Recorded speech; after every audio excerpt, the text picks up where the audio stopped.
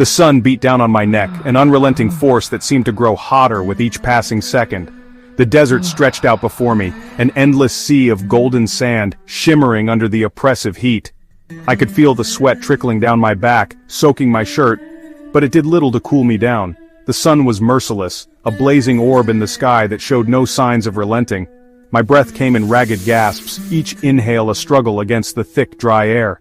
It felt like I was breathing in fire, my lungs burning with every attempt to draw in oxygen. The heat was suffocating, wrapping around me like a heavy blanket, making every step an ordeal. I could hear my heart pounding in my ears, a constant reminder of my dwindling strength. Each one burned my lungs, a searing pain that made me want to stop, to give up. But I couldn't. I had to keep moving. The thought of stopping, of lying down in the sand and letting the desert claim me, was too terrifying to consider. I had to push through the pain, through the exhaustion, and keep going. I clutched the flimsy plastic sheet tighter, my only shield against the relentless desert sun. It was a poor defense, barely enough to provide any real protection, but it was all I had. The plastic crinkled in my hands, a fragile barrier between me and the scorching rays. I could feel the heat seeping through, but it was better than nothing. It was my only shield against the relentless desert sun. 3 days, 3 long, agonizing days since I last saw water. My lips were cracked and dry, my throat a raw, painful mess. The memory of cool, refreshing water was a distant dream, something that seemed almost impossible now. I had to find water soon or I wouldn't make it. It had been 3 days since I last saw water, 3 days since the crash. The wreckage of the plane was a distant memory, a twisted heap of metal and debris that had once been my lifeline. Now it was just another part of the desert, another obstacle to overcome. I had to keep moving, had to find a way out of this endless expanse of sand. 3 days since the crash. My throat felt like sandpaper, every swallow a painful reminder of my dire situation. I stumbled forward, desperate to find any sign of life. A single tree, a patch of shade, anything that could offer some relief from the brutal sun. My vision blurred, the heat playing tricks on my mind, making it hard to distinguish reality from mirage. My throat felt like sandpaper. I stumbled forward, desperate to find any sign of life. A single tree, a meager patch of shade, anything to escape this brutal sun. My vision blurred, the world around me becoming a hazy, distorted mess. The sand shimmered, playing tricks on my parched mind, making it hard to tell what was real and what was just a cruel illusion. I knew I couldn't give in, not now. I had to keep moving. My life depended on it. A meager patch of shade, anything to escape this brutal sun. My vision blurred. The sand shimmered, playing tricks on my parched mind. I knew I couldn't give in. Not now. I had to keep moving. My life depended on it. Anything to escape this brutal sun. Up ahead, a rocky outcrop jutted out from the endless expanse of sand. It was a beacon of hope in this desolate landscape. Gathering the last of my strength, I surged forward. Maybe, just maybe, it offered a sliver of shade, a chance to rest, a chance to survive. It was a beacon of hope in this desolate landscape.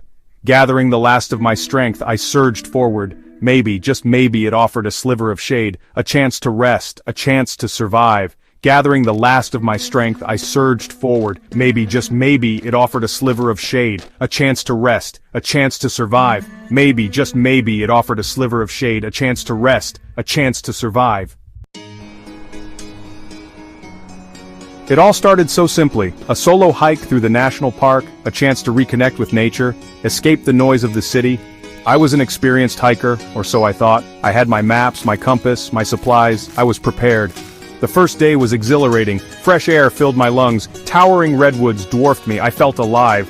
I strayed from the marked trail, enticed by the allure of the unknown. It was a decision I would come to regret. Nightfall came too quickly. I realized I was lost. Panic welled up inside me. I tried to backtrack, but every path looked the same. The forest had become a confusing maze. I was alone. The desert sun was an unforgiving tormentor. Its relentless rays beat down on me, turning the sand into a scorching sea of heat. Each step felt like a journey through an oven, the air shimmering with the intensity of the sun's glare.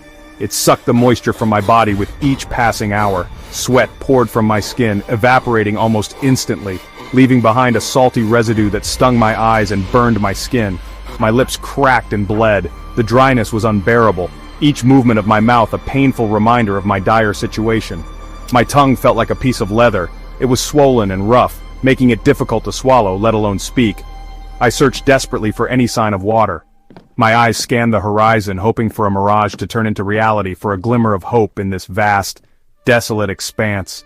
A dry creek bed, a cactus, anything, even the smallest hint of moisture would have been a godsend. Hunger gnawed at my stomach. The emptiness was a constant dull ache, growing more insistent with each passing day. My energy reserves were depleted.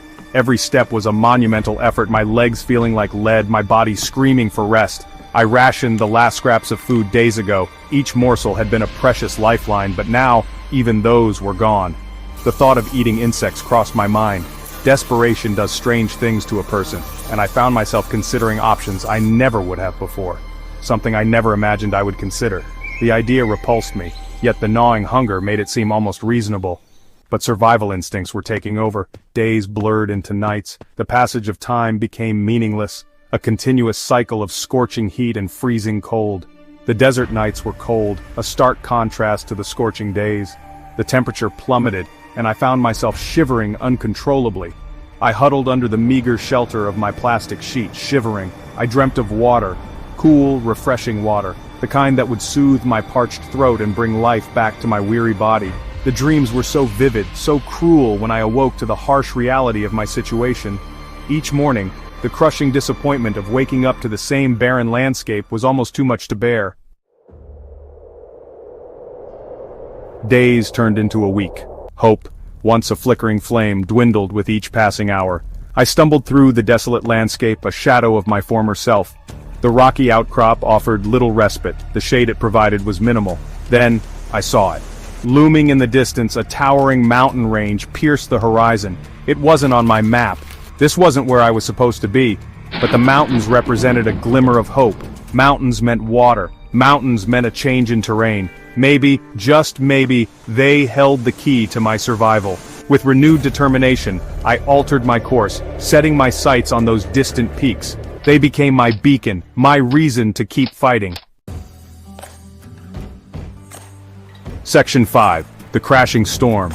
The journey towards the mountains was grueling. The sun beat down relentlessly. The sand shifted beneath my feet, making each step a struggle. Just when I thought I couldn't go on, the weather turned. Dark, ominous clouds gathered overhead. The wind howled, whipping sand into a blinding frenzy, a desert storm. I had heard tales of their fury. Now I was about to experience it firsthand. Fear coursed through me. I had no shelter, nowhere to hide from the storm's wrath.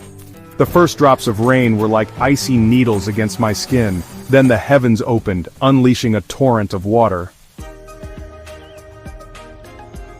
Section 6. A Glimmer of Hope. In the heart of the wilderness, where nature's fury often reigns supreme, there are moments that test the very essence of human endurance. The storm raged for hours. The relentless downpour felt like a never-ending assault, each raindrop a tiny hammer against my weary body.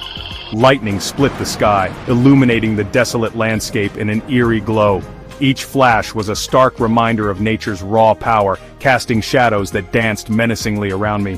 Thunder roared, shaking the very ground beneath my feet. The sound was deafening, a cacophony that seemed to resonate deep within my bones. I huddled beneath my flimsy plastic sheet, fighting to keep it from being ripped away by the wind. The cold seeped through, chilling me to the core, but I held on, determined to weather the storm. As quickly as it started, the storm abated. The winds calmed, and the rain slowed to a gentle drizzle before finally stopping altogether. The clouds parted, revealing a sky washed clean. The first rays of sunlight broke through, casting a golden hue over the drenched landscape. The air was cool and damp. The ground, soaked from the deluge, released a mist that hung in the air, creating an almost ethereal atmosphere. And then I saw it. A miracle. In the midst of the chaos and destruction, there was a sign of hope. Nestled in the crevice of a rock, a small pool of water shimmered in the sunlight. Rainwater. It was as if nature itself had left a gift, a lifeline in the wilderness. I crawled towards it, my heart pounding in my chest. Each movement was a struggle, but the sight of the water gave me the strength to push forward. I cupped my hands and drank deeply, the cool water a balm to my parched throat. It was a moment of pure relief, a reprieve from the harshness of my surroundings. It was the sweetest, most delicious thing I had ever tasted. In that moment I felt a renewed sense of hope, a belief that I could survive no matter what challenges lay ahead.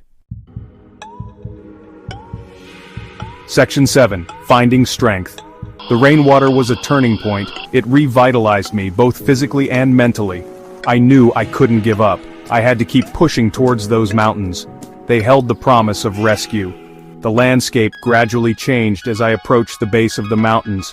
The terrain became rockier, hillier. Vegetation, sparse but present, began to appear.